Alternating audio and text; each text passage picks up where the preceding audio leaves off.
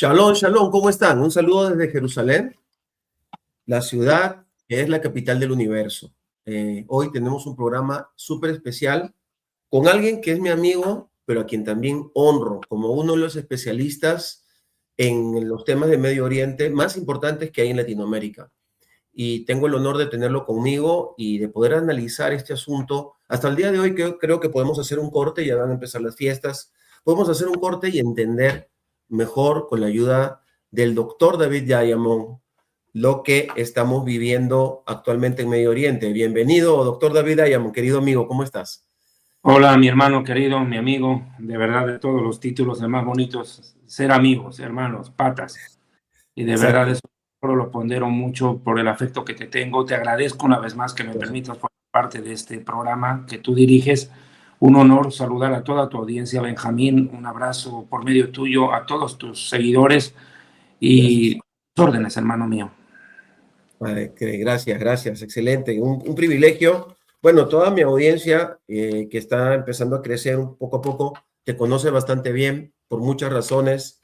Y bueno, yo quiero hoy, de repente algunos no saben exactamente, pero aparte de que principalmente el doctor David Diamond es conferencista internacional, que claro, tiene una carrera muy importante, casi de los 14 años en el periodismo, posteriormente con ese talento que el Señor le ha dado para hablar, para enseñar, para compartir. Es un gran conferencista en varios países, pero ahora le está especificado en lo que es Israel y Medio Oriente, como una persona que está defendiendo la necesidad de sacar de lado el antisemitismo y de ponderar la realidad de Israel y de Medio Oriente y todas las guerras que hay, de lo cual vamos a hablar el día de hoy. Pero yo quiero que ustedes sepan que el doctor David Diamond es doctor en Derecho y Ciencias Políticas y Sociales en una de las universidades más importantes de Sudamérica, que es la Universidad de San Francisco Javier de Sucre. Entonces, este título como doctor, y donde hay 3 carreras involucradas, sí me gustaría que con tranquilidad y bien explicado, para que el público lo sepa y lo conozca, tú nos lo expliques, David, por favor. Muchas gracias. Sí, yo me he titulado en la Universidad de San Francisco Javier de Chuquisaca, en la capital de Bolivia, que es la ciudad de Sucre. De hecho, esta es una universidad muy antigua, es la segunda universidad que se abrió por los españoles en el tiempo de la colonia, entendiendo que la primera se abrió en tu país, en el Perú, la Universidad de San Marcos. Luego, claro, después en la Real Audiencia de Charcas, el Virreinato de Lima, pues se abre esta universidad en Chuquisaca, Bolivia, donde se formaron la gran cantidad de jurisconsultos que a la final fueron quienes se convirtieron en los bastiones de la independencia de muchos países de Latinoamérica, en los gritos libertarios para conseguir la libertad de Argentina, de Perú, de Bolivia, de Ecuador y de otras naciones. Fueron personas que estudiaron en la universidad donde yo estudié. Me titulé como en Derecho, en la Facultad de Derecho, obviamente manejo de leyes. En segundo lugar, estudio de ciencias políticas y obviamente sociología. Son 3 carreras que se abordan en uno. La formación es bastante fuerte, no es común como en otras universidades donde a veces tienes 8 o 7 materias por año. Nosotros teníamos hasta 15 materias por año, imagínate, era muy fuerte el estudio en la universidad. Y claro, nos formamos como sociólogos, como politólogos y ante todo como abogados. Tremendo. ¿Y cuál es de estas 3 carreras que van paralelas y que has podido desarrollar, cuál es la que más a ti te ha dado satisfacción? ¿Cuál es la que más te atrae? ¿O puedes contarnos cómo fuiste desarrollándolas? Porque ahora creo que la que más te atrae es la politología, ¿no? Sí, prácticamente sí. El derecho, si bien es cierto, ha sido la base principal de los estudios que yo hice, pero yo me he inclinado más a la sociología y a las ciencias políticas, más aún para tratar de entender lo que está sucediendo en el Oriente Medio. El derecho, pues en Bolivia me aplica solamente para mi país de nacimiento, no para acá, aunque las leyes del derecho internacional te sirven en muchas cosas, pero pues yo me he especificado, perdón, en todo lo que tiene que ver con el estudio de las ciencias políticas y la sociología, y en la sociología tú tienes que ver la teología, forzosamente, porque parte de la cultura de un pueblo es la religión, son las costumbres, las tradiciones, el folclore, la vestimenta, el modo de vida de los pueblos. Y eso es lo que abarca la sociología, y ese es un tema personalmente para mí apasionante, y claro, la ciencia política que nos ayuda a entender el funcionamiento de los estados, y más aún en el Oriente Medio, donde la única democracia es Israel, donde nosotros podemos elegir a nuestras autoridades, votar por ellas, elegir. Inclusive hay árabes por los cuales uno puede votar, para demostrar que aquí no hay discriminación. En cambio, cuando estudias la sociología de los países vecinos, y en la mayoría de ellos se han convertido pues en tesoro de ciertas familias que se han dado en sucesión el control y el gobierno de sus países, se han apoderado de ellos, han hecho de los ciudadanos prácticamente sus pongos, y es bueno entender el funcionamiento de la sociedad del Medio Oriente para poder llegar a una conclusión cabal y clara de lo que nosotros hoy, por ejemplo, estamos viviendo como efecto de todo eso. Todo fabuloso. Y dime, tú también conoces el derecho internacional, ¿no? Aparte de, has estudiado también derecho internacional, porque lo notamos en la manera que tú abordas los derechos, el derecho internacional cuando hablas acerca de Israel, de la situación en Medio Oriente, ¿verdad?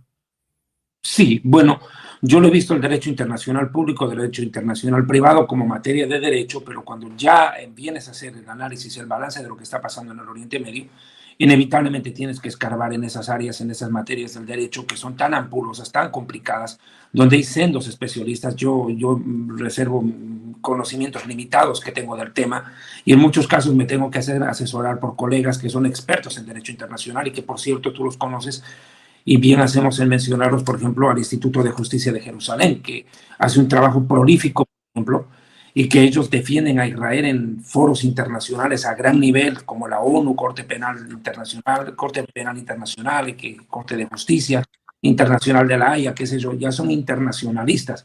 Yo no he llegado a ese conocimiento, pero a veces cuando tengo dudas, pues recurro a ellos para poder sacar una formación, una conclusión y una explicación correcta de lo que está sucediendo en el ámbito internacional con Israel. Excelente. Sí, ves, yo te veo, yo te puedo visualizar en un futuro trabajando en el área de derecho aquí en Israel por muchas razones. Pero hablando de la situación que estamos viviendo actualmente, tú ya tienes 4 años en Israel, ¿verdad? Sí, cómo pasa el 4 años. tiempo. Siempre viviste en Ashdod, Sí, vine y me ¿no? quedé. La verdad no es la ciudad que yo escogí, la escogieron la agencia judía para mí. Cuando yo tomo la decisión de hacer la aliyá, me comunican prácticamente 2 semanas antes la ciudad que ellos habían escogido para que yo venga a vivir, pero realmente veo la mano de Dios en ello. Es una ciudad que me agrada, me siento a gusto, siento que es mi ciudad, me he acoplado a esta ciudad, me siento contento, tranquilo, y tengo mar. Imagínate un boliviano junto al mar, para mí es llegar al cielo. Pues.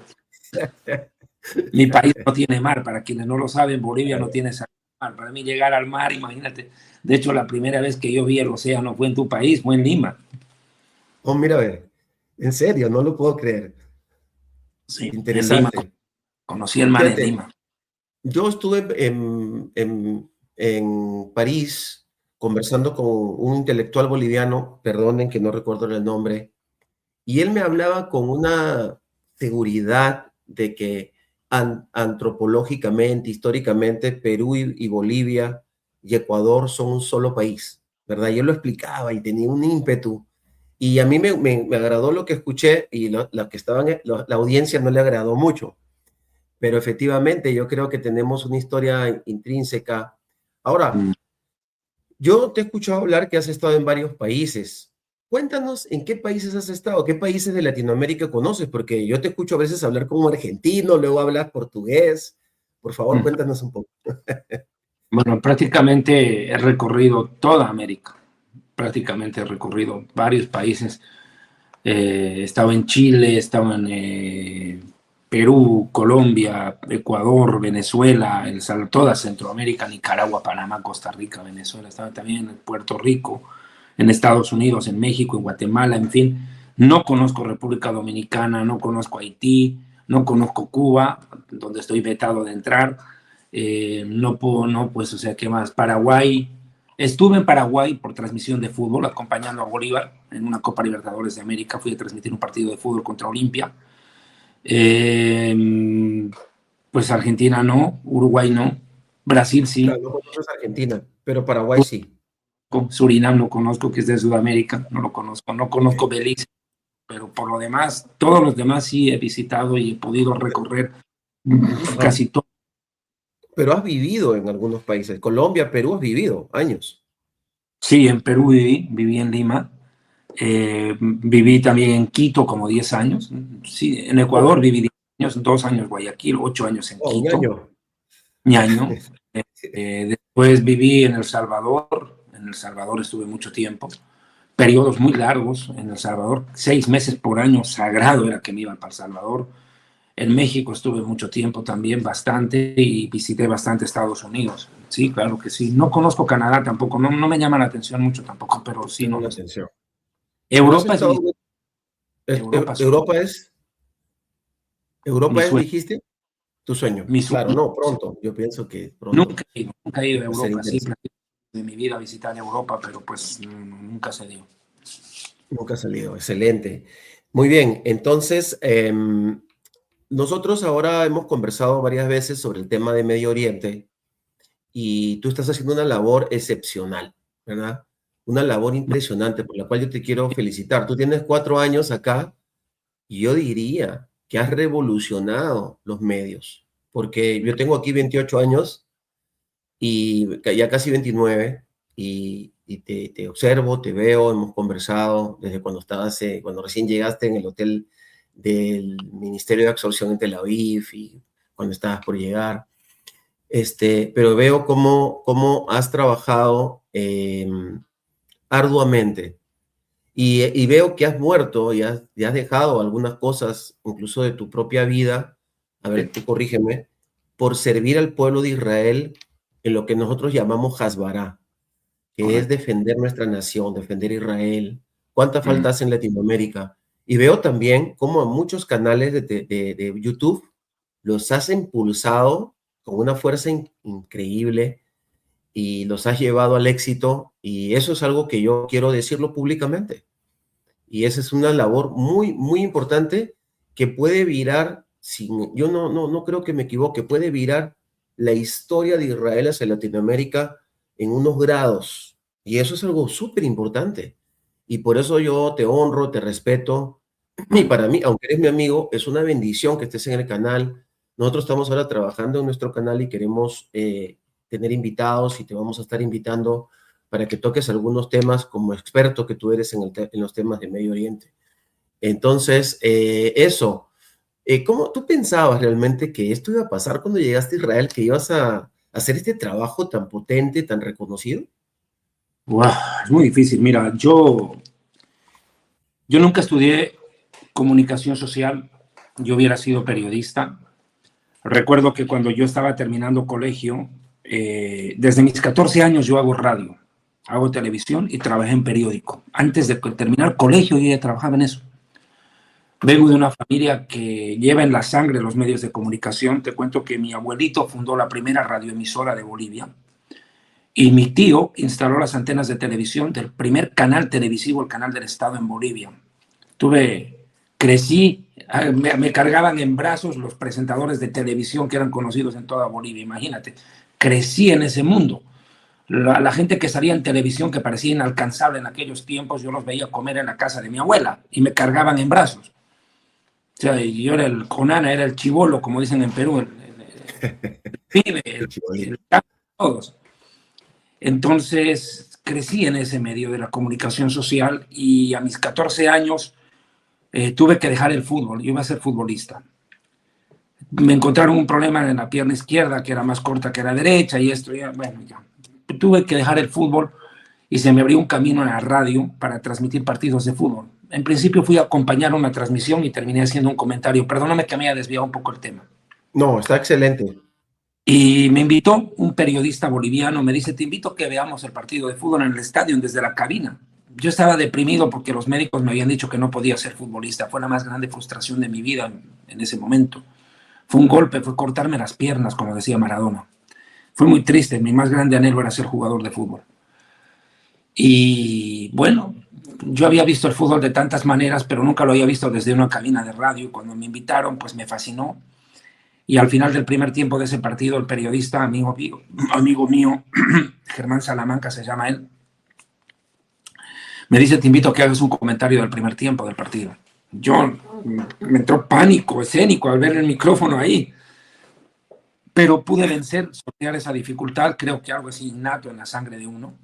Hay talentos que Dios bendito nos da, la gloria para Él, porque todo lo que tenemos es de Dios.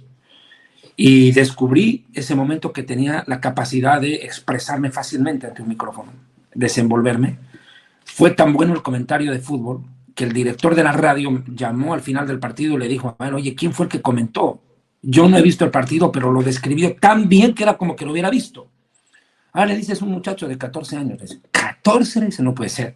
Sí, le dicen, no, pero por favor, pónmelo al teléfono. Y cuando me lo pasan al teléfono, el Toto Arévalo, famoso presentador de deportes de Bolivia, Toto Arévalo. Y dice, wow, dice, ¿quién eres tú? Yo le doy mi apellido y me dice, hey, tu apellido me es familiar. Me dice, sí, le digo, mi tío Pepe. Trabajó con él, con usted en televisión. Claro, tu tío, me dice, lo conocía, pues. Y de ese me abrió un camino. Luego después pasé a otra radioemisora mucho más famosa. Trabajé como 15 años ahí. Imagínate. Yo seguí transmitiendo partidos de fútbol hasta hace poco, hasta antes de venir acá a Israel. Transmití partidos todavía, imagínate. Sigo haciéndolo. Puedo hacerlo, es mi trabajo. Me formé en eso. Entonces la comunicación social me sirvió a mí para llegar a través de los futbolistas. Imagínate, conocí en su momento a Chemo del Solar, Norberto Chorri Palacios, todos los futbolistas del Perú, les transmití partidos. Wow. Conocí a Pelé, lo entrevisté a Pelé, imagínate, entrevisté a Pelé. Qué sé yo, tantas cosas. Pero bueno, cuando yo vengo a vivir a Israel, ahora me voy al tema de Israel, pues uno sabe que va a venir a enfrentar guerras porque es todo el tiempo. O sea, Israel no me era ajeno, es mi sangre, es el país que amé y amo y seguiré amando desde antes de haber venido aquí. Entonces, cuando ya llegamos al 7 de octubre, porque ya habían habido ataques de Hamas previos, pero cuando llegamos al 7 de octubre y se da lo que ocurre, pues ese momento la televisión internacional empieza pues a expulsar, a vomitar, ese es el verbo lamentable, el vomitar todo el antisemitismo posible.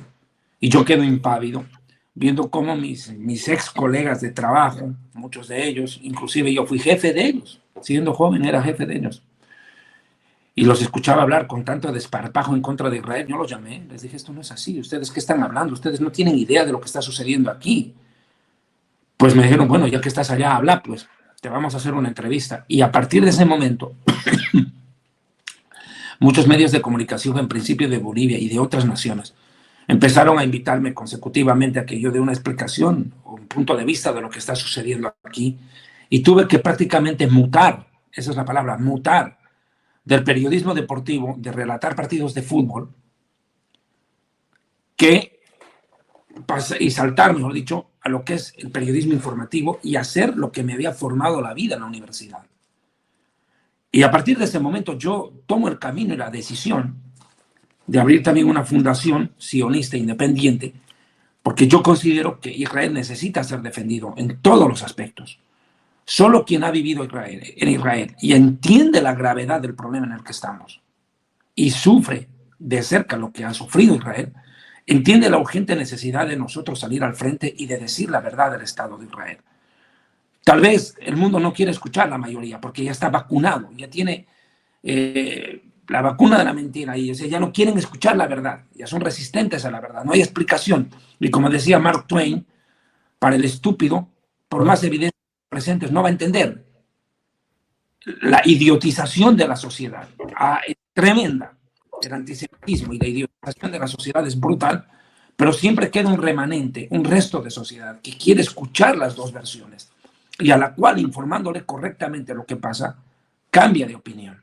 Yo, lo has dicho bien, he dejado de hacer muchísimas cosas que yo antes las hacía comúnmente en la vida. Yo viajaba dando conferencias bíblicas por muchos países del mundo, eso me ha permitido conocer muchos países dando conferencias bíblicas, pero entiendo que eso no basta, claro. No es suficiente. Hoy el campo de batalla es tan grande que yo siento que mi deber es en este momento coyuntural de mi vida. Yo no sé el mañana puede caer un misil y matarme, Punto. Se acabó mi vida ahí. Puede pasar todo aquí en Israel. Así de sencillo. La vida nadie la tiene comprada. Pero en este momento coyuntural de mi vida, mi deber es defender a mi país. Es mi deber espiritual, mi deber moral, mi deber cívico. Decirle al mundo lo que está pasando en Israel. No que lo que yo haya hecho antes no sea importante. No. Todo tiene su lugar, Benjamín. Y yo entendí en la vida que este es el momento de hablar de Israel, de defender a Israel. Porque el antisemitismo se ha levantado en todos los sectores de la sociedad, aún en medios donde yo enseñé en contra del antisemitismo por años. Hoy, en ese mundo cristiano, por ejemplo, entre el movimiento evangélico, pues se ha levantado gente abiertamente antisemita, que desean la destrucción de Israel, la anhelan con el alma, como si fuera algo personal para ellos. Y gente que antes, pues, enarbolaba Increíble. de Israel y qué sé yo, aman a Israel, pero odian a los judíos y nos niegan el derecho a existir como nación. Por esas cosas y muchas más, Benjamín, sin alargarme mucho, quiero hacer entender que yo he tomado la determinación de, en este tiempo coyuntural de mi vida, retirarme de todo aspecto del cual yo estaba involucrado antes y centrarme en una cosa y hacerla bien. Yo no puedo hacer 10 cosas al mismo tiempo. Una sola bien hecha vale. Y la cosa que he decidido y he determinado hacer en este tiempo en mi vida es abrir un camino para decir la verdad de Israel en todos los medios y plataformas donde me sea posible. Y yo le pido al gobierno de Israel que nos den más apoyo, porque esta es una guerra solitaria. Los youtubers, los influencers, los periodistas independientes, nos hemos tenido que enfrentar a un monstruo prácticamente solos, sin apoyo. Nos hemos tirado a la piscina. Yo recuerdo que cuando el 7 de octubre estalla, era madrugada en Latinoamérica. Cuando había estallado, cuando ya mediodía de Latinoamérica, imagínate, aquí ya era de noche, ¿cuántos muertos había? Yo me acuerdo que a las 5 de la tarde de Israel, que serían las 7 de la mañana en Bolivia, pues 8 de la mañana máximo, pues yo ya estaba informándole al mundo lo que había pasado aquí. Y ese informe corrió hasta en la CNN, medios de comunicación, porque encima fue en fin de semana. Y todo el mundo empezó a buscar información de Israel. Y había que salir al frente. Y yo, te repito, hice un alto en mi vida, en todos los sentidos, por ponerme la camiseta de mi país y defender a Israel donde pueda, Benjamín. Y no lo hago porque el gobierno me diga algo. Yo lo hago porque es mi deber. Es mi deber moral, cívico y espiritual. Debo defender este país. Y no solo por razones teológicas y bíblicas. No, porque aún así no las hubieran, hay que defender la patria a la cual uno pertenece. ¿Tú estarías de acuerdo en decir de que ese periplo, de repente tú no lo notas, no sé qué dirán tus otros amigos, pero tú eres un ciudadano de Latinoamérica, de Iberoamérica? Voy a decir Iberoamérica porque hablas perfectamente el portugués, aparte del alemán, ¿verdad? Sí. Ahora estás hablando hebreo también. Pero tú estarías de acuerdo en decir esto. Ah, ¿cómo? Ivrit Kasha Safa. No. ¿Qué? Biglala Shanim Shelanu, ¿qué? Pero, no, pero yo te veo que vas avanzando, te vas avanzando bien en el hebreo. Pero tú dirías, porque tú eres como un ciudadano de Iberoamérica, así te veo yo, ¿ya? Gracias. Y yo dejo que te adule un poco, que te admire, porque también eso se reconoce a un amigo, se reconoce a alguien que está haciendo una labor tremenda. No todo el mundo sabe lo que tú has sufrido por dar ese paso, ni lo podemos decir, No es el ¿verdad? momento. No lo podemos decir, pero tú por dar ese paso, ¿verdad? Entonces, también fue un... Pagué un ¿Cómo? precio muy alto. Pagué un precio muy alto. Así es. Tú podrías decir, esa es la pregunta, ¿no? De que realmente todo ese periplo y toda esa ciudadanía iberoamericana era para este tiempo lo que estás haciendo ahora por Israel. ¿Crees que podrías considerarlo así? Fue una preparación sin saberlo. Mira, hay cosas en la vida que nos ocurren, que nos pasan, que no tienen explicación hasta que en el futuro, en el mañana, uno dice, ay caramba, ahora entiendo por qué. ¿Quién diría que ese muchacho que a los 14 años toma por primera vez un micrófono para hacer un comentario a un partido de fútbol, termina después en el futuro convirtiéndose en un comunicador que en principio enseña temas bíblicos y ahora aborda un tema militar, social, una coyuntura mundial, porque esto está afectando al mundo. Y uno dice, wow, increíble, la vida me preparó y sin darme cuenta. Y de pronto yo empiezo a enseñar temas bíblicos con relación a las profecías bíblicas que siempre a mí me han fascinado. Y de pronto me doy cuenta que todo lo que yo enseñé en el pasado lo he venido a vivir en carne propia aquí. O sea, es una de las cosas que a mí más me ha impactado de este caminar.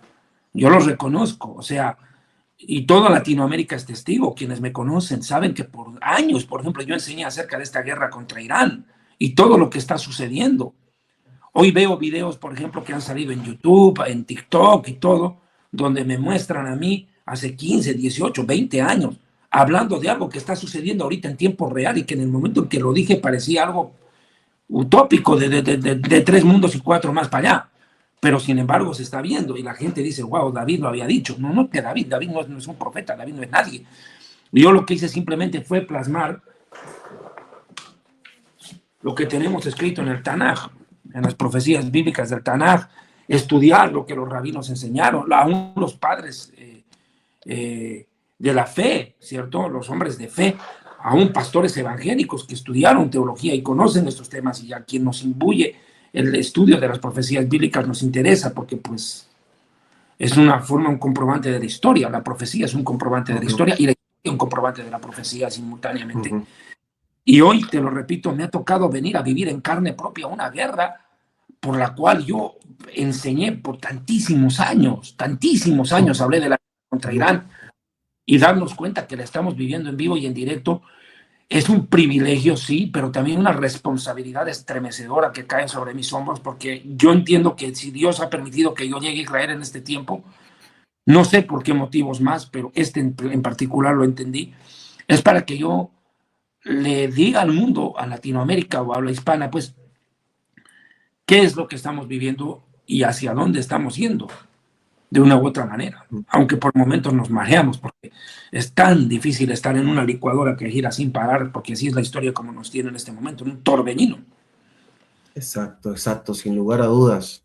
Entonces, vamos, algunos dirán, pero íbamos a analizar sobre el Medio Oriente, pero es que analizar sobre el Medio Oriente es analizar la vida de un Ole Hadash. Recién hace un año dejaste de ser Ole Hadash, que quiere decir nuevo inmigrante israelí, y analizar Medio Oriente significa analizar la vida de una de las personas más vistas y más oídas en habla hispana acerca de Israel y de Medio Oriente. Estamos haciendo un análisis porque necesitamos conocer a las personas, nos servimos de las personas, recibimos de las personas, pero también es bueno conocerlas, saber quiénes son. Yo sé que muchos de ustedes, si por no decir todos, están orando por nosotros, están orando por el doctor David Diamond, y cuando uno más conoce a la persona, uno puede orar mejor, uno puede identificarse mejor, también incluso saber cómo preguntar mejor y todo eso. Así que es bien importante, pero vamos entrando un poquito en materia. Entonces, voy a hacer una pregunta antes de entrar a la materia del Medio Oriente para que nos deleites con tu análisis y nos enseñes. Pero desde que llegaste a Israel, no sé si ya te han hecho esta pregunta, ¿cuál ha sido el momento que más te ha impactado, que más te ha fascinado en estos 4 años al llegar a tu tierra? Wow. Tenemos un amigo en común, Joseph, de Voces de Israel. Y la cosa es de que este amigo nuestro un día me recoge de Ashdod. Me dice, súbete a mi carro. Me dice, vamos, te voy a invitar a dar un paseo. Yo, de hecho, lo había visto tantas veces en YouTube a él. Primera vez lo estaba conociendo en persona. Y me dice, vamos a dar una vuelta. Te invito a tomar un café. Yo entendí que íbamos a dar una vuelta por acá, por Ashdod, ir a una cafetería. Yo veía que el viaje se alargaba. Y le digo, ¿dónde estamos yendo? No, me dice que no te gusta el paseo. Sí, le digo, pero ¿sí a dónde vamos? No, no te voy a contar todavía. Me dice, tranquilo, no te voy a llevar a un lugar que te va a gustar. Me dice, pero necesito que avancemos. Y ocurre de que, bueno, pues, mano, cuando llegamos, dije, ¿dónde estamos? Y yo veo una ciudad, ¿qué es esto?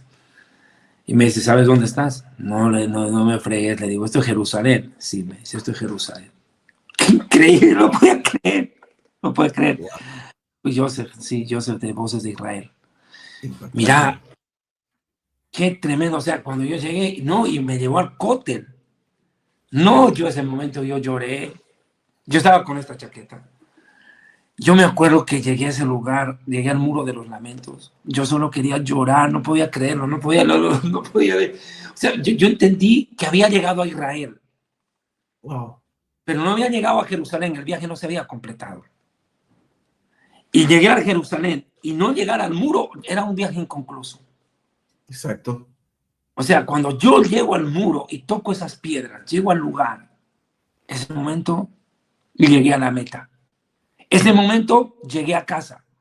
Ese momento llegué al lugar por el cual esperé más de 40 años en mi vida.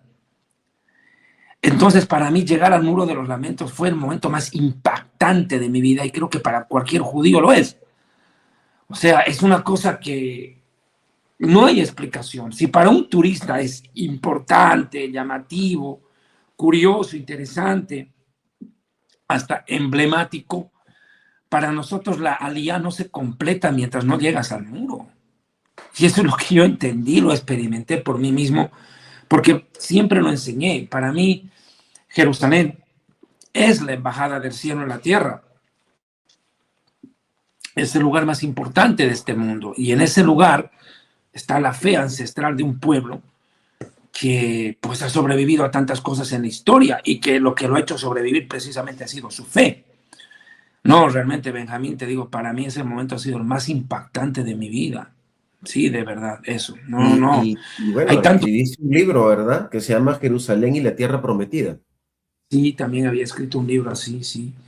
Pero sí, vuelvo y te digo, ese fue el momento más importante desde que llegué a Israel, en llegar al cóter. Y Ok, siempre que tremendo. es especial. Qué Es maravilla, unas fíjate. diferentes, ¿no? Es otro mundo. Tengo algunas cosas como amigo que reclamarle a Joseph. Bueno, esa es parte de la vida de los amigos, ¿no? Pero una de ellas es que me robó la oportunidad de llevarte a Jerusalén. Muy bien, pero está No, bien. Bien, bien por ti, ¿verdad? Bien por ti. Pero de repente todavía me puedo sacar el clavo y llevarte a alguno de mis huecos por ahí, mis rincones escondidos de Jerusalén, donde, ¿verdad? Hay lugares, es que no, para conocer Jerusalén hace falta meses. Y ya uh, sabes, aquí está tu casa, puedes venir, quedarte aquí, estar con nosotros varios días, esta es tu casa, y para también hacer, apenas pase lo de los bombardeos, un programa contigo aquí, ¿verdad? Un podcast juntos. con gusto. Bien, qué Eduardo bonito, Joseph. qué bonito. ¿Ah? ¿Cómo? Eduardo Joseph. Eduardo Joseph, gran, no, un tremendo hombre, un tremendo, otro motivador, otro analista, otro hombre. Deberíamos, ¿te acuerdas que habíamos pensado hacer un programa los tres? Sí, Hay claro. que ver, No, ¿verdad? Hay que ver la forma de ver para hacer un podcast y compartir tantas cosas. Entonces, qué bonita esta historia, qué impactante, qué emocionante, ¿verdad? Pero entonces, cada vez que vienes a Jerusalén, igual te emocionas, ¿verdad? ¿Sí o no? pero hay lugares que yo no conozco de Israel en 4 años. Por ejemplo, yo no conozco Belén. No puedo Ok, entrar a Belén por razones obvias. No podemos entrar a Belén. no podemos. Ujú. Podemos entrar a Claro, Belén. Pero entramos, no salimos. O no exacto. sabemos si salimos. Hebrón. Es otra cosa que yo tengo en mi corazón llegar a Hebrón. Quiero conocer la cueva Ok, de los patriarcas. Es una zona conflictiva. Peor ahorita. exacto. Sí, muy bien. No, bueno, tienes tantos amigos que te van a querer llevar y ya tendremos oportunidad de caminar un poco por Jerusalén porque siempre hay cosas, ¿verdad? Siempre hay cosas que uno las ve desde otra perspectiva o, por ejemplo, el Monte de los Olivos tiene más de 1 kilómetro de largo. Entonces hay muchas cosas, por ejemplo, en el mismo Monte de los Olivos que podemos descubrir. Qué linda historia. Gracias, de verdad, por darnos esta historia tan importante, tan bonita acerca de tu vida y tu relación con tu tierra, con la tierra de Israel. Entrando un poco más en materia de lo que seguramente algunos, sobre todo mi audiencia, está esperando, este, luego vamos a hablar al final, si, o no, en algún momento antes del final, acerca de tu libro, que a mí me parece fabuloso. Entonces, cuéntanos, porque no todo el mundo sabe qué estaba haciendo David Ayamón o qué estaba viviendo y cómo vivió el 7 de octubre. Tú nos cuentas a todos y te rompes la garganta y tienes a todo el mundo enterado y todos los detalles que lo haces magistralmente. Pero, ¿qué sintió David Ayamón? ¿Dónde estaba? ¿Qué estaba pasando? Y luego, si quieres, anda desarrollando qué conclusiones has ido sacando de esta desgracia, esta perversión que vino sobre nuestra nación desde Gaza. Bueno, me has permitido hablar de lo más hermoso, lo más impactante, bonito que me tocó vivir. Eduardo Joseph me lleva al muro de los lamentos, gracias eternas a él. Pero lo duro, lo duro y lo terrible. Lo duro fue el 7 de octubre, lo terrible fue ir con Ronnie Kaplan, con el vocero del ejército de Israel en español, nuestro amigo Ronnie. Hicimos una entrevista, un recorrido por los kibbutz arrasados por Hamas. Oh, Uf. Me quebró el alma, me partió. Yo, claro. Bueno, voy a ir por partes. El 7 de octubre yo despierto como a las 6:15 de la mañana, como agitado. No sé por qué despierto como agitado y qué raro, no sé. Bueno, desperté de golpe. Cogí el teléfono, estaba mirando si había pasado algo, que nada, todo normal. Cuando a las 6:19 y 20 suenan las sirenas, como 4 minutos después, menos mal me cogió despierto. Suenan las sirenas. Dije, qué raro, otra vez ataque de Hamas. Bueno, ya estamos acostumbrados, pues. Que de vez en cuando ataque. No, mano, pero eso no paraba y no paraba y no paraba y no paraba. Y así fue hasta más de mediodía. Yo me acuerdo que eso de las 9 de la mañana baja mi dueño de casa y entra al departamento y me dice, David, Milhamá, guerra, wow, más cara. Claro, Anit Láctea televisión. Yo prendí el televisor, estaba viendo las noticias, ya me estaba enterando de lo que estaba sucediendo, pero uno no daba crédito y de hecho la información era escasa porque estábamos hablando de un día de reposo, Shabbat, que la mayoría de medios de comunicación pues detienen sus emisiones, pero a un canal que otro estaba emitiendo algo, pero era muy escaso lo que se estaba sabiendo. Y pasaron las horas y ese día fue particularmente catastrófico para nosotros y como les dije hace un momento en una cápite de esta entrevista, a eso de las 4 de la tarde, 5, yo decido salir en YouTube y hacer un video acá en Ashdod, frente al mar, y contar un poco de lo que se sabía que estaba pasando en ese momento. Lo repito, ese pedazo de YouTube, el video de YouTube corrió por la CNN, Univisión y varios de televisión española, un montón de medios de comunicación reprodujeron ese video porque era lo único que había en español hasta ese momento para describir algo de lo que había ocurrido en Israel en horas de la mañana. Pero fue una verdadera pesadilla, fue una cosa desastrosa, o sea, enterarnos en horas de la noche de la gravedad de los hechos, ver que ya las familias empezaban a enterarse que sus familiares habían sido acribillados, los muchachos acá en la Fiesta Nova, que otros habían desaparecido y no había rastros de ellos, encontraron terrucos tirados en las carreteras de Israel, abaleadas, heridos, no, esto era un desastre campal. Eso fue, pero lo peor de todo, vuelvo y te digo, fue, Benjamín, cuando a mí me toca ir con Ronnie Kaplan y visitar los kibbutz y ver lo que había hecho Hamas. No, eso a mí me destrozó el corazón, me partió el alma. O sea, mi vida nunca volvió a ser igual. Jamás, nunca volví a ser el mismo después del día en que Ronnie Kaplan me llevó a ver lo que había hecho Hamas en esos kibbutzim, en esas granjas, bueno, en la frontera con Gaza, ver el grado de descomunal destrucción. Ver esas casas incendiadas, destruidas por completo, saber que la gente murió dentro de los mismos búnkers porque les incendiaron. Benjamín, a mí me tocó acceder a información muy delicada que los medios de comunicación comúnmente no tienen. Y me tocó ver imágenes de niños que los metieron al horno de la cocina y les prendieron fuego a niños recién nacidos. Bebés decapitados, cabezas de bebés decapitados. Me tocó ver un montón de cosas que la gente no las vio. Entonces, yo por eso te digo, Benjamín, para mí defender a Israel es de vida o muerte, porque pues yo vi lo que pasó ese 7 de octubre. Y todo lo que estamos viviendo hoy no es otra cosa que la consecuencia de lo sucedido ese día. No es otra cosa. Esta guerra con Irán no es que dicen que empezó el 28 de febrero o que fue en junio del año pasado. No, nada que ver, dejemos de tonteras. Este problema comienza el 7 de octubre. Ahí se enciende la mecha y no paró. Y estamos sumergidos en una guerra que ya va para su tercer año. Yo nunca hubiera imaginado que de los 4 años que estoy en Israel, 3 ya estemos casi en guerra. Es tremendo, pues nos cambió la vida, nos ha cambiado la vida. Y sí, yo reconozco cómo, de una u otra manera, el otro día me llamaban de Enlace Judío de México y la directora me decía, David, nosotros, bueno, yo no me gustan estas palabras, pero bueno, ya yo tomo las palabras de ella, no son mías. Me decía, te admiramos, porque David, lo que has hecho ha sido impresionante, comunicación, o sea, valoramos tu esfuerzo, realmente ha servido como una inspiración para que muchos se levanten. De hecho, cantidades de youtubers, de influencers ahora ya levantan la voz, hacen videos. Y yo les digo, yo no estoy en competencia con ninguno de ellos porque aquí pues nadie compite contra nada. O sea, yo no. A mí mi deseo es informar, no competir con otros. Ojalá se levanten 100 más todavía o 1000 que defiendan la verdad de lo que ha pasado y de lo que está sucediendo en Israel, cómo hemos sufrido este dolor, pero que han hecho el mundo, la mayoría de las naciones manejadas, como alguna vez lo habíamos visto contigo en otro programa, la izquierda radical, los islamistas, los homosexuales, woke y toda esa sarna, y los medios de comunicación pagados junto a influencers que reciben buenas sumas de dinero por medio de Qatar y de Irán, han inflado esta burbuja de antisemitismo en el mundo, pues realmente, y nosotros que fuimos los agredidos en inicio, terminamos siendo vistos como los perversos.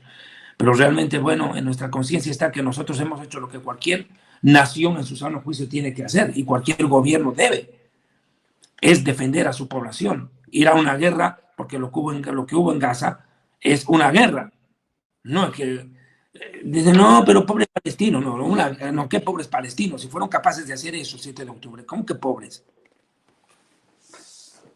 Y David, ¿y tú pensabas hace 2 años que íbamos a estar peleando contra Irán de esta manera? ¿Tú lo tenías en tus cálculos? Yo sabía que la profecía bíblica de Jeremías 49 tenía que cumplirse.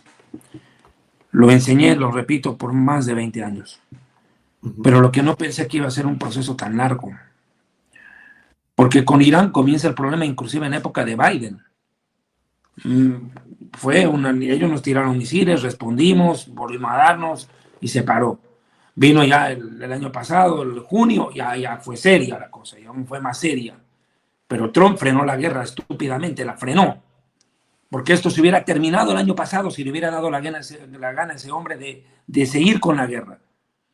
Porque donde que Trump hubiera apoyado a Israel y hubiéramos ido a una guerra de unos 20 días más al ritmo que íbamos, 20 días más sufríamos, no importa, hoy no estaríamos atravesando la situación coyuntural que estamos viviendo, pero al fin y al cabo se van a cumplir las profecías bíblicas. Irán va a vivir una devastación, algo va a pasar, y yo lo que me temo, es que esta guerra no va a terminar sin utilizar armamento nuclear. Yo no estoy diciendo Dios me ha dicho, no, veo, percibo, me percato como que todo va a algo en lo cual esta guerra va a escalar a un punto en el cual, quién sabe, la única forma de detener a estos desquiciados de Irán va a ser con algo que vaya más allá de lo que quisiéramos que ocurra. ¿Quién crees que usaría la fuerza nuclear? ¿Qué país?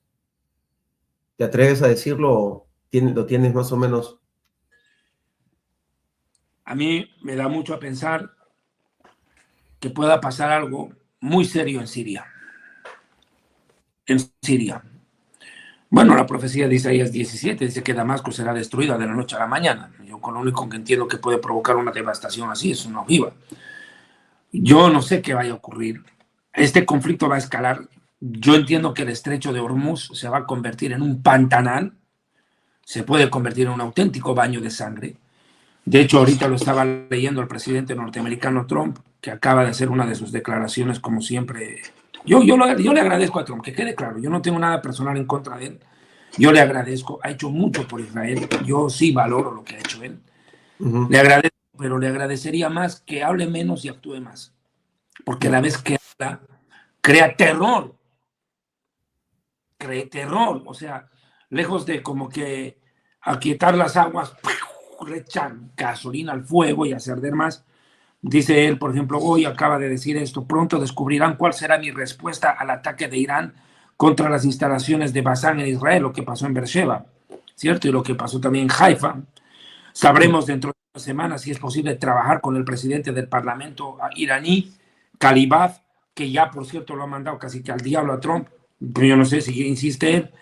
Y bueno, estamos en esto. O sea, yo pienso de que Estados Unidos ya ha trasladado 3 barcos repletos, el Trípoli y 2 más, con marines, con soldados para tomar la isla de Kark, para hacer una incursión terrestre dentro de Irán.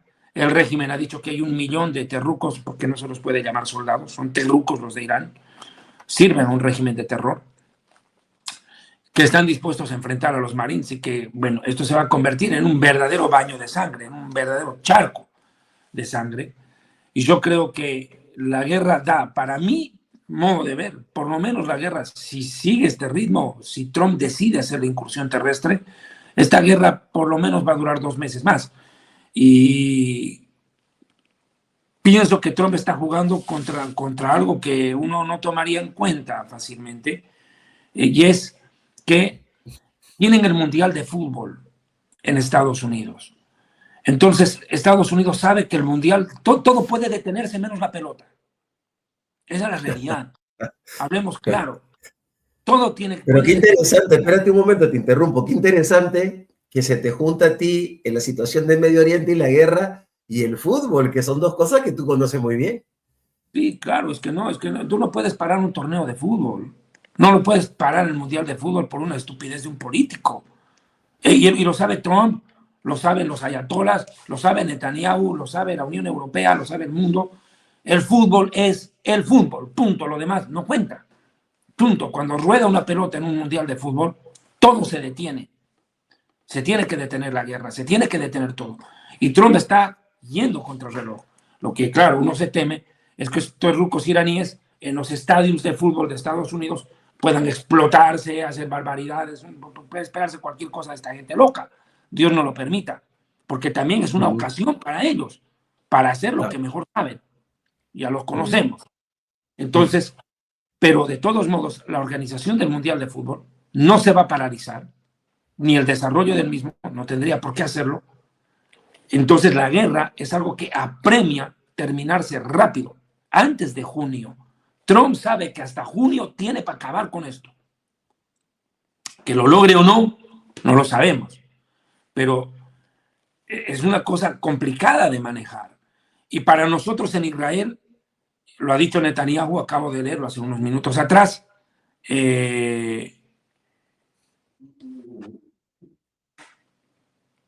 no va a parar la guerra con Hezbollah, no va a parar la guerra con Hezbollah, aún así la detengan contra Irán. Entonces, exacto. ¿Qué estamos? Israel sabe que tiene que avanzar territorialmente en el Líbano, hay que desplazar a Hezbollah lo más lejos posible de nuestra frontera, y esto no puede pararse. Y una de las condiciones que ha puesto Irán para negociar con los gringos es que se comprometan a, ¿cómo se llama? A no permitir que Israel golpee a Hezbollah. O sea, es amarrarnos las manos. No, además, mire, tendría que ser muy tonto Trump en llegar a un acuerdo con los iraníes. Porque, entre otras cosas, los iraníes están pidiendo una indemnización por los bombardeos causados por Israel y todavía le vamos a ir a pagar. No, esto es una locura. No. Esta gente es propia de un manicomio. Están tratando con gente de manicomio. En un grado de locura, son locos de atar. Y yo creo que la realidad obliga a que nosotros como Estado... Mira, Benjamín, yo te voy a decir esto. A mí me han tildado de guerrerista.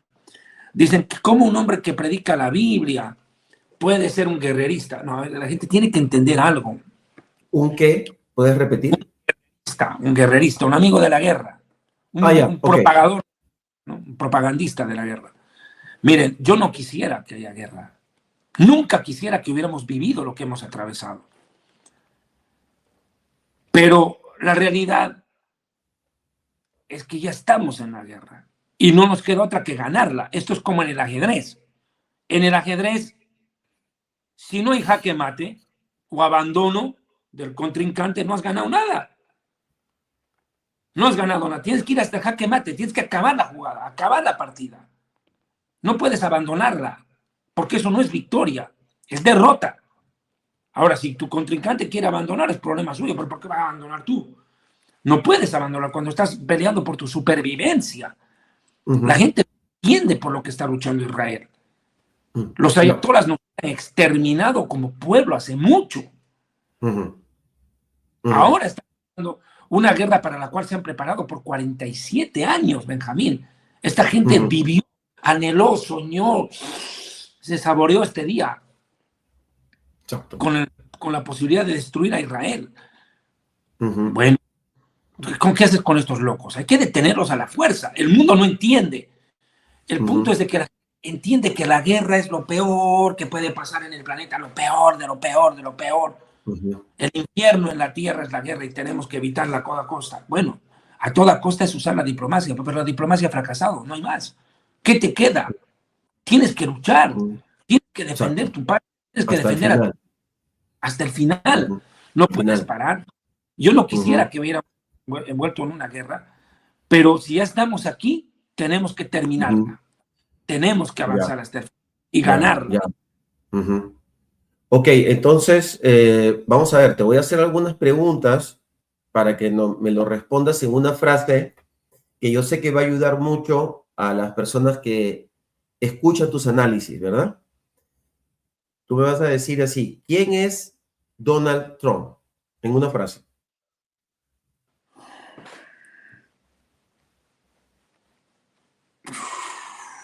Donald Trump. O en un comentario. Es el hombre que más ha hecho por Israel en los últimos años. Hay que reconocerle el mérito, agradecerle, pero también una de cal, una de arena. Nos frenó contra Irán, nos frenó contra Hezbollah y nos frenó contra Hamas cuando estábamos para meterles el tiro de gracia. Y eso ha traído a lo que estamos viviendo hoy. Y lo puede llevar a algo que puede ser catastrófico para las tropas norteamericanas en Irán, que no hubiera ocurrido si nos hubiera dejado ganar la guerra a la manera que estábamos ganándola en junio del año pasado. En una palabra. ¿Posibilidad de que no tenía otro camino? ¿Cabe la posibilidad? ¿Perdón? ¿Cabe la posibilidad de que no tenía otro camino? ¿En aquel momento? En ese momento, sí, que había una razón que no podemos entender, ¿es posible o no? Pero debió decirlo. No frenar y punto, no agarrar y tirar el carajazo, porque eso es lo que hizo, discúlpame la palabra. ¿Recuerdas tú la frase que dijo? Cuando los aviones a bombardear al Ayatollah en junio del año pasado. ¿Qué carajo le pasa a Israel? Dijo. La verdad, sí, es correcto. Sí. Esas palabras no son mis palabras, son típicas de él. Correcto. El tirajo, sí. Cuando yo no sé inglés, pero cuando me lo traducen, sé que el tipo no tan... ¿Cómo es? Interesante. Ok. Sí. No, pues bien, vamos a pasar a otro, ¿te parece? Sí, dime. Te refiero, no. Trump es el amigo loco de Israel. Ahí está, esa es frase. Ok. ¿Golani o Giuliani? El presidente sirio. El presidente sirio.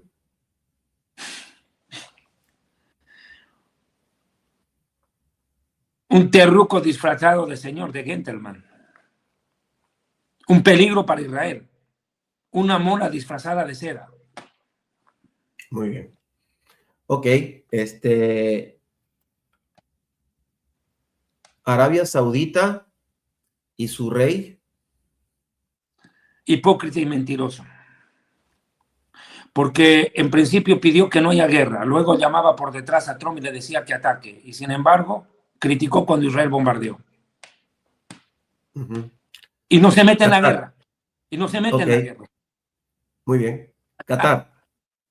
El excremento del Medio Oriente. Eso es el Qatar, de excremento. Oh, wow. Es la letrina del Medio Oriente, porque todos se llegan ahí. Jamás, Hezbollah, todos se Es la meten ahí meretriz. a La refugiar ahí. meretriz. ¿Ah? ¿No? La meretriz de Medio Oriente, ¿eh? Oye, Ese es el turco, ese es el turco, ese es el turco. ese es el turco. Ese La es, prostituta entonces, Erdogan. Para ti, del es la meretriz. turco.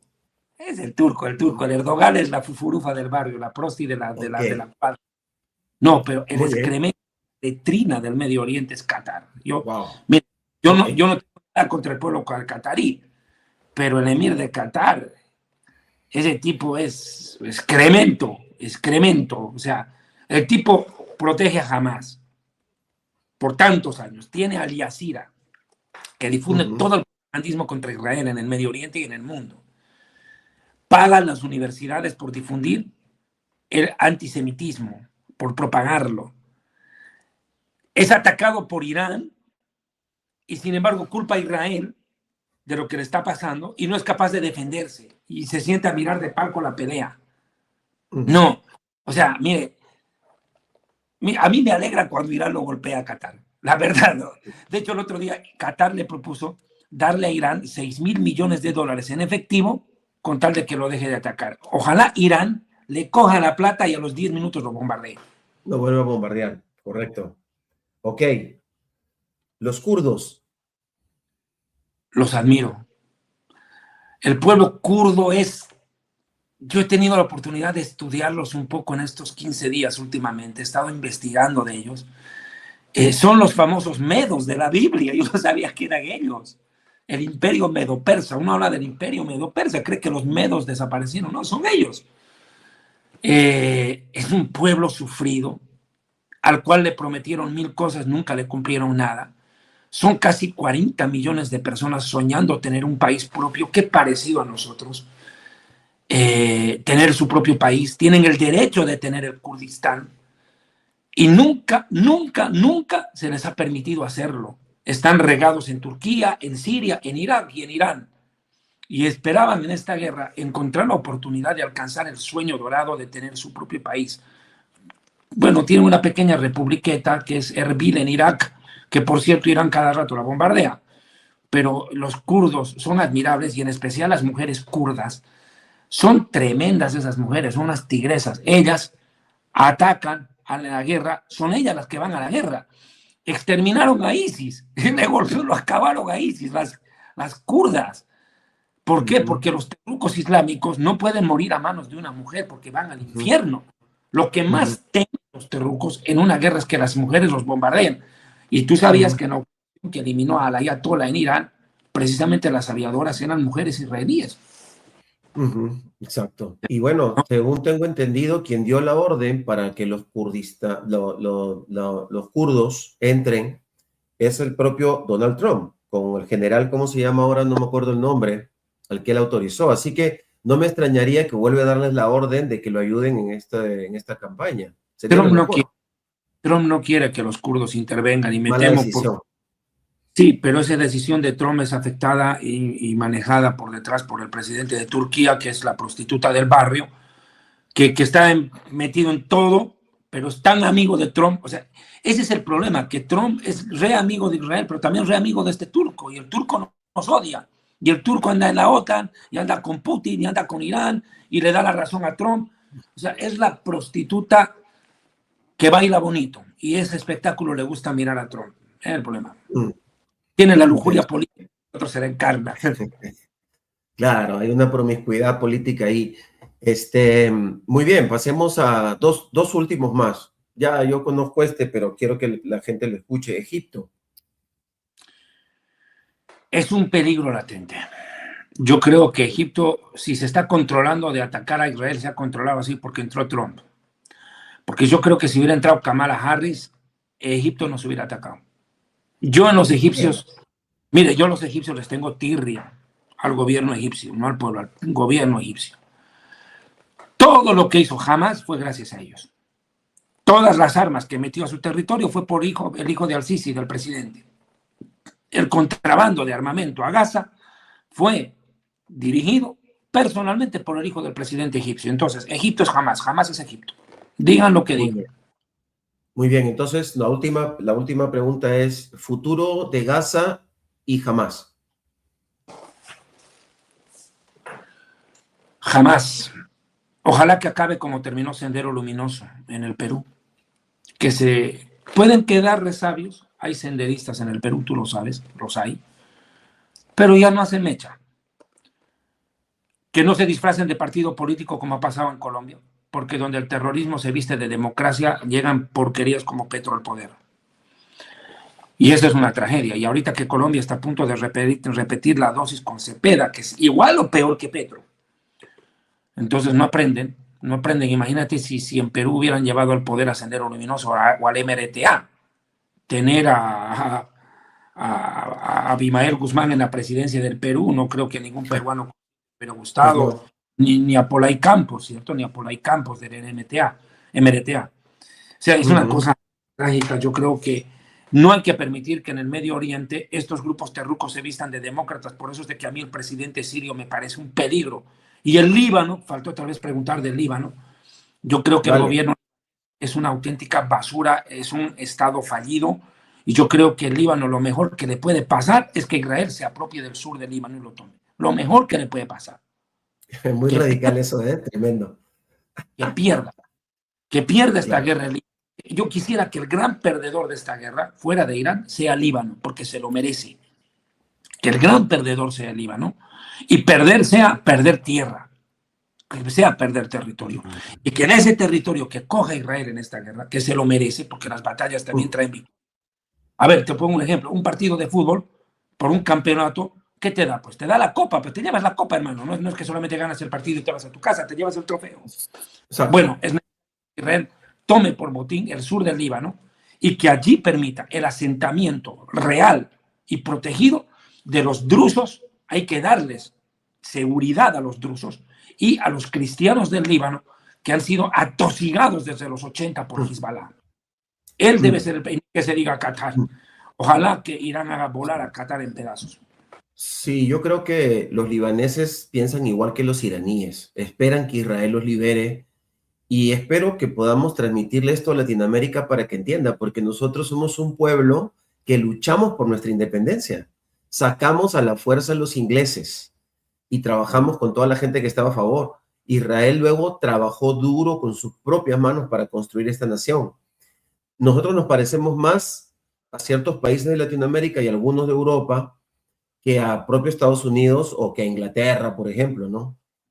No, tenemos una historia de lucha, de autogestión, un pueblo autogestionario, y por eso nos quieren los libaneses, conocen nuestra historia, y nos conocen los iraníes, nuestra historia, saben quiénes somos. Los únicos que me llama la atención, que no conocen nuestra historia porque no la quieren estudiar, son algunos cristianos latinoamericanos o iberoamericanos que se están volviendo antisemitas, pero eso será motivo de otro programa, pero te quiero tener aquí. Mi última pregunta para ti, agradeciéndote muchísimo por tu tiempo, sé que luego de aquí te vas a hacer un programa, es la siguiente.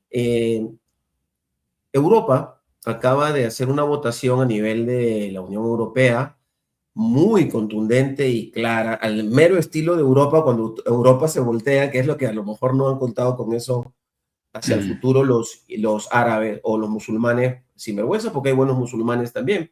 Acaba de sacar una ley concreta, clara, definida contra la inmigración. Ilegal. Ya, ilegal. Pero bueno, esa es la palabra empieza por palabra ilegal, pero luego eso tiene sus aristas. Por favor, danos tu opinión acerca de eso para muy tarde. Hablar de tu libro. Es muy tarde para los europeos. Europa es una colonia musulmana y en el Corán enseña que una tierra que ha sido dominada por el Islam nunca deja de ser de ellos. Por ende, Europa ya es colonia islámica, radical. Entonces viene una guerra civil. No van a poder liberarse. Yo pienso que Europa, lo de Europa es bien patético lo que les ha pasado. En Europa surge el iluminismo. Primero la gran revolución industrial en 1917 con Gutenberg en imprenta.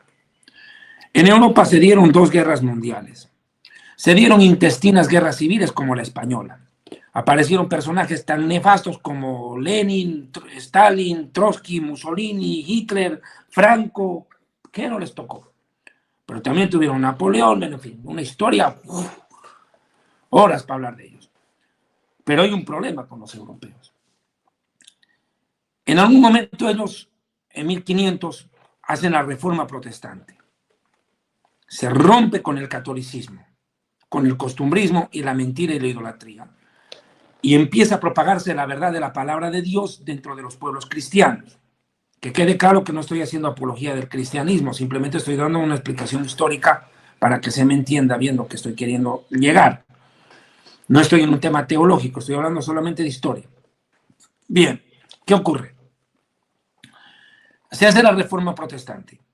Europa se vuelca a Dios. Luego pasa el tiempo y dejan el amor a Dios, la búsqueda de Dios, y caen en el humanismo extremo. Ya no que Dios está sentado en el trono y que Dios es el centro, no, ahora el centro es el ser humano, el culto al ser humano, el humanismo recalcitrante. Y ese humanismo empieza a degradarse a tal punto en el cual todo el mundo tiene derechos porque es ser humano y derechos a todo, a cualquier cosa y a lo que venga. El resultado total, pérdida de identidad, caos social, libertinaje, pero desbordado y desbordante, totalmente darle la espalda a Dios, sea cualquiera el concepto que tengan del Dios de la Biblia, pero por lo menos tengan el respeto, hasta eso se perdió, y Europa cae en el ateísmo. Y el precio de una sociedad que le da la espalda a Dios, como le ha dado Europa, que se ha ido en contra de todos sus valores judeo-cristianos, a eso quiero llegar. No estoy hablando de teología, sino de cultura judeo-cristiana, de civilización, perdón, se autodestruyó, se acabó y se está pegando el tiro de gracia cada rato, hoy en día. Y el precio por haber dejado al Dios verdadero es caer de rodillas ante un Dios falso, el del terror islámico. El Dios, no estoy hablando de Alá, no Alá, el terror, el Dios que propagan los terrucos islámicos, el cual dice, si tú no crees en lo que yo creo, te mato. Bueno, ahora están de rodillas ante un Dios que no les va a tener piedad, los va a decapitar sin compasión. Los europeos tienen que entender hoy que son inquilinos de su propia casa. Y si no asumen esa verdad, no van a poder sobrevivir. Porque que ellos logren deshacerse de la invasión islámica es imposible. No van a poder. Europa ya les pertenece a los islámicos radicales. ¿Cómo convivan con ellos? Tienen dos caminos. Convertirse al Islam y radicalizarse como ellos, o simplemente prepararse para poner el pescuezo en algún momento de la historia. No hay salida para los europeos. O sea que finalmente pues le están dando la razón a Trump y a J.D. Vance con lo que le fueron a decir acerca de su abandono de nuestras costumbres, ¿no? De nuestra cultura judeocristiana. El único, perdón, sí. Perdón, el único que está yendo en contravía, y a Dios gracias, es Hungría, el país de mi abuelo. Orbán, Víctor Orbán. Y Polonia, ¿no? Polonia también. Y Polonia. Hungría. Exacto. Sí, no están de acuerdo con esto. Ellos están resistiendo a la invasión de los islámicos. Porque los húngaros tienen pues la historia pasada. Saben lo que les hicieron los turcos, espada en manos, reventaron a los húngaros. Saben lo que es el Islam radical. Y Hungría ha crecido mucho, ¿eh? Hungría ha crecido, ha avanzado mucho. Otra vez vemos que hay pruebas concretas de lo que no se debe hacer geopolíticamente para que los políticos iberoamericanos aprendan y entiendan. No, pues tremendo. Quiero que me permitas, excelente, pero quiero que me permitas entonces pasar a tu libro, Jerusalén y la Tierra Prometida, ¿verdad? Por favor, tomen nota, lo recomiendo. Yo estoy empezando a leerlo, pero que tengo varios libros los que estoy leyendo, ¿verdad? Pero al final, al comienzo van ustedes a leer sobre la perspectiva profética de Israel, muy interesante. Israel moderno, cómo este libro se adelanta. Me hace acordar un poquito el libro de David Wilkerson, La Visión. Y luego hay al final vamos a ver sobre Jerusalén, el Israel del futuro y el Israel sobre la era mesiánica, pero habla bastante claro y fuerte acerca de Jerusalén. Yo lo recomiendo. Yo sé que mucha gente ha comprado la historia del futuro, ¿verdad? El primer libro que es un bestseller de David Diamond, pero yo quería recomendar de manera especial, así que lo van a tener, va a estar los teléfonos de de la secretaria de David, ¿cómo se llama? Iba a decir Fina, pero bueno. Rita Marconi. Rita, porque se parecen los nombres, ¿eh? Rita Marconi, ahí van a estar los datos. Yo se los recomiendo, porque miren, yo les voy a decir algo y lo decimos en este canal. El que estudia crece, el que crece logra. Usted puede lograr salir de la confusión acerca del Medio Oriente estudiando, leyendo. Hay algunos libros que pueden leer, también pueden leer libros que están en contra de nosotros, para que ustedes puedan defenderse y detectar cuando un periodista o un youtuber está hablando cosas que está repitiendo, que ni siquiera entiende. Pero ustedes tienen que leer, tienen que prepararse. Yo creo que la mayoría de ustedes que nos ven leen la Biblia, ¿verdad? Así que, pero hay libros que podemos leer y que nos pueden ayudar. Yo mañana voy a hacer un programa en vivo y aquí voy a utilizar un poco, abusar de la audiencia de David. Mañana voy a hacer un programa en vivo que va a hablar acerca, gracias de verdad David, lo aprecio, te había pedido tu autorización. Voy a hablar acerca de por qué es una buena propuesta, porque este canal es sobre geopolítica, es una buena propuesta el pensamiento libertario, conservador o la recuperación de nuestra cultura judeocristiana, y lo voy a comparar un poco con la Biblia, aunque no es el objetivo de este canal hablar de la Biblia, pero lo voy a comparar un poco para animar a todos los profesionales, los doctores, la gente de relevancia, los ricos, los periodistas, los políticos, los militares en Iberoamérica, a recuperar realmente con firmeza nuestra cultura judeocristiana. Mañana vamos a hacer ese programa. Pero sería bueno que cuando escuchen este tipo de programas hayan podido leer libros como este, lo recomiendo completamente. Y la audiencia que yo tengo, entren al canal de David Ayamón y por favor inscríbanse, denle like, hagan sus preguntas. Él tiene una información espectacular. Todos los días prácticamente trabaja con JR, entre comillas, ¿verdad? De Fina, y también con otros invitados espectaculares que él tiene. Y bueno, yo espero que poco a poco pueda también él ser parte de esta familia, de este programa, y a ver si, bueno, podemos conversar, hablar un poco más de su libro una próxima vez y algunos otros temas más detallados. Entonces, mi amado y querido amigo David, por favor, te pido que vamos a sacar tengo que sacarlo de este lado, ¿verdad? Te pido por favor que... Gracias, Benjamín. Yo quiero agradecerte al cerrar el programa, muy amable por la invitación. El deseo más grande que yo tengo es que ustedes, por favor, entiendan, comprendan y piensen por un momento, se pongan en nuestro lugar todo lo que hemos tenido que atravesar. Nosotros somos un pueblo que hemos vivido luchando toda nuestra historia por sobrevivir. No queremos la lástima del mundo, no necesitamos la lástima del mundo, no buscamos ser aceptados y amados, simplemente que escuchen nuestra opinión.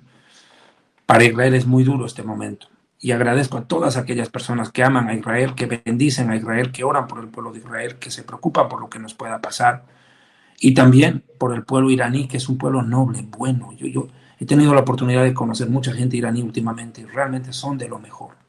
Y esa gente merece ser libre de este terror que les han impuesto estos ayatolas. Dios permita que Israel y Estados Unidos logren acabar con todo ese régimen y que ese pueblo pueda disgustar por fin lo que es la libertad. Benjamín, ha sido un honor compartir con vos. Gracias por darme la oportunidad de hablar un poco más como ser humano, más que como persona pública, sino como ser humano normal. Gracias, Benjamín, te agradezco. Gracias, mi amigo. Ok, te queremos, David. Gracias, Eres nuestro héroe, eres nuestro ejemplo a seguir en lo que haces en las redes. Esperamos seguir aprendiendo de ti. Y bueno, no será la última, estaremos compartiendo más. Así que, pues, que tengas un gran día, una gran semana y nos vemos pronto. Ya saben, Feliz tanto Pesaj. la audiencia. Dígame, feliz Pesaj, Pesaj Sameach. Me faltan un par de días. Y nada, lo que siempre decimos en este canal, Israel es bueno para ti, para mí, para todos. Shalom Ubraja. Gracias.